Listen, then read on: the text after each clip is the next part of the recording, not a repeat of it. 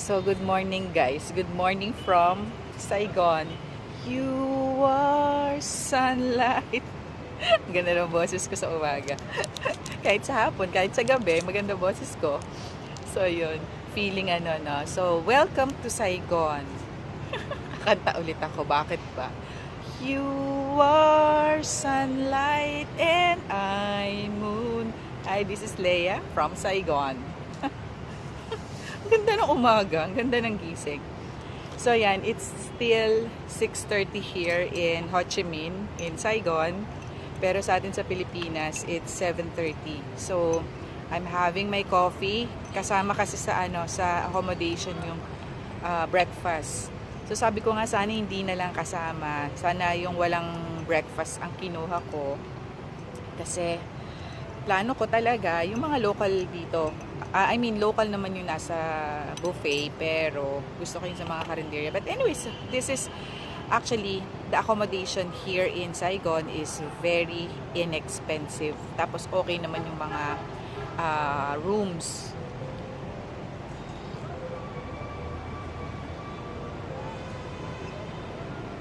Ito yung coffee nila. Coffee with milk. Kakagising ko lang. Actually, I had a very good day yesterday. Maayos, maganda. And also today, maaraw. Walang ulan. Thank God.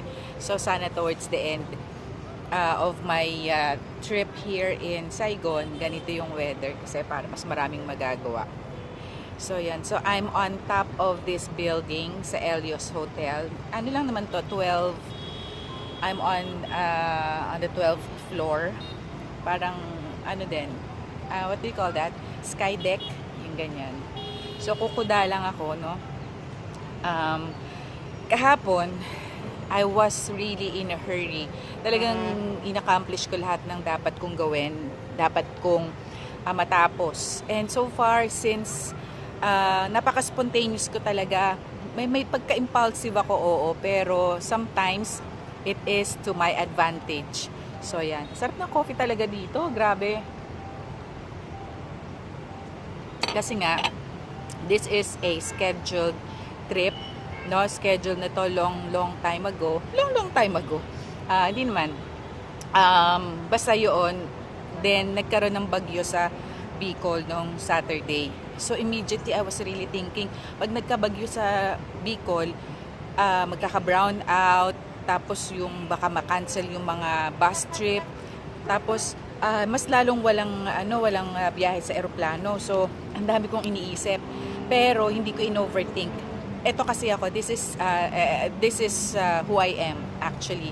Kapag may mga ganyan, I don't really overthink, but I think of a strategy, and very spontaneous ako. So yun nga, Sabado umulan, bumagyo. From from morning. Buti na lang, not buti na lang, but actually nakatulong din na for me, ayoko naman maging selfish dito. Yung hangin siya, hindi siya ulan.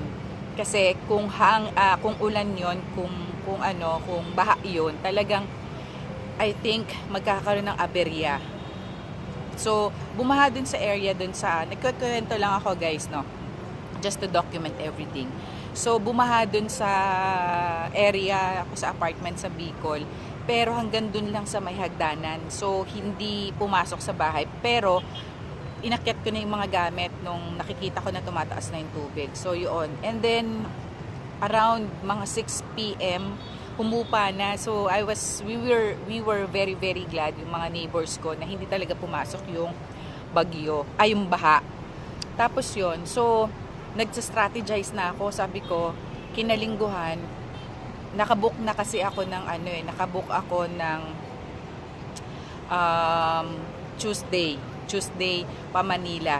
Tapos Tuesday pa Manila, nagbook ako ng hotel malapit sa airport, para diretso na ako kasi 12 hours Dadating ako most probably sa Manila dapat mga 7 p.m. Kaya yun yung original plan. But it happened nga na bumagyo ng Sunday. So lumuwas na talaga ako ng Monday. Walang kuryente. wala akong charge and all. Punta na ako. Naka-empake na naman ako actually.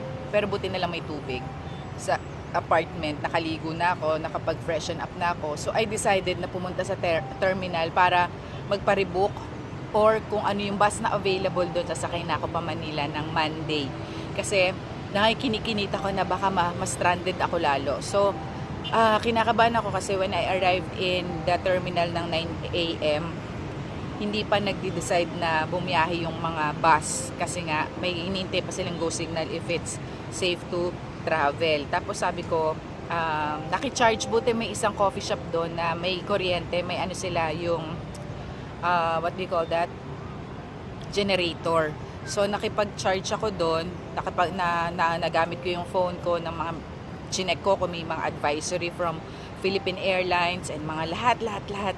Kasi ayoko mag-overthink. So, yun yung mga ginawa kong bagay-bagay. Then, bumalik ako sa terminal after ko mag-charge.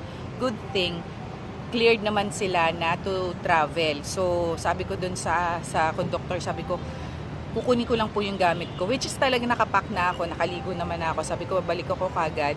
Save na ako ng seat.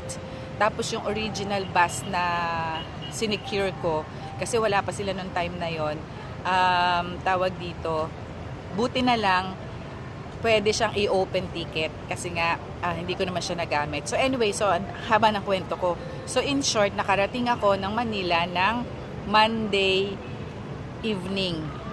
Monday night, hindi man evening, mga dumating ako siguro mga 8 p.m. So yun, so I still have time ng Tuesday morning to prepare. Tapos napagluto ko pa si Princess. And then, pinush through ko yung aking accommodation dun sa hotel malapit sa Naiya. Which is good thing din naman kasi marami pa rin akong na-prepare. Tapos malapit lang yung doon, yung airport doon. Just a few minutes away. Hindi ko kailangan mag-worry kung may magbubook. Kasi madaling araw ako nag-schedule ng Grab booking going to the airport eh. So, in short, walang hassle. And then, harating ako sa airport, maaga, pag-boarding na ako, and all. Nakarating na ako dito. Finally, I made it here in Ho Chi Minh, Saigon, Vietnam. In short, yesterday. Although, nung paglapag namin sa airport, may drizzling, medyo umuulan-ulan. But towards the afternoon, na siya, tawag dito, umaraw na. So, I arrived early. Medyo mahaba nga yung pila sa sa immigration dito sa airport. So, yun, nakapila ko. Pero ang downside naman, yung dalawang SIM na binili ko online, yung eSIM, hindi nag-activate dito. So, I have to purchase another SIM sa airport which is around 800 pesos, mga ganyan. But it's okay kasi kailangan naman talaga dito yung wifi, yung internet connection. So, ayun, I was able to connect with Princess, nakapag-update na ako sa kanya na I'm okay. Yun. And then, after sa airport, diretso sa accommodation. Medyo early pa ako dito. So, I decided na iwan ko yung gamit ko. Nagpalit lang ako ng damit. And then, naghanap ako ng makakainan dito. So, my first lunch here in Ho Chi Minh was Bon Buhue. So, yan. Tanggalin natin ito nag-alarm. Tapos, ano pa ba? Nakapagpa-nails ako. Manicure, pedicure. Pero yung pedicure ko medyo nasira siya. So, it's not that, it's not that, kasi yung, lang, regular polish lang. Ito kasi, gel. And then, ano pa ba? And then, yun nga, pagbalik ko ng hotel, sakto 1:30, available na yung room. So, check-in na ako. Hindi ako nakapag-nest pa. Nag-decide ako sana what's in my travel bag. Pero hindi ko nagawa kasi nagmamadali ako. Freshen up ako immediately, change clothes. Then pumunta ako dun sa Saigon Exhibition and Convention Center, dun saan nandun yung Vietnam Food Expo. So yun, naka-attend ako doon. And then I had lunch with Ngem, catch up, former colleague ko siya sa GE Bentley, Nevada, Philippines. So yun, and then medyo nakapag-ikot-ikot pa, medyo maaga pa last night. We had few drinks lang and then ayan, balik na ako dito sa hotel. Tapos medyo maaga pa rin ako nagising kasi yung alarm ko 6:30 but basically 5:30 pa lang yung oras dito sa Ho Chi Minh. So yan, and now ito na yon. So 10 minutes yung kuda ko. I will upload this on my YouTube channel for my update ng aking Ho Chi Minh trip, Vietnam solo travel.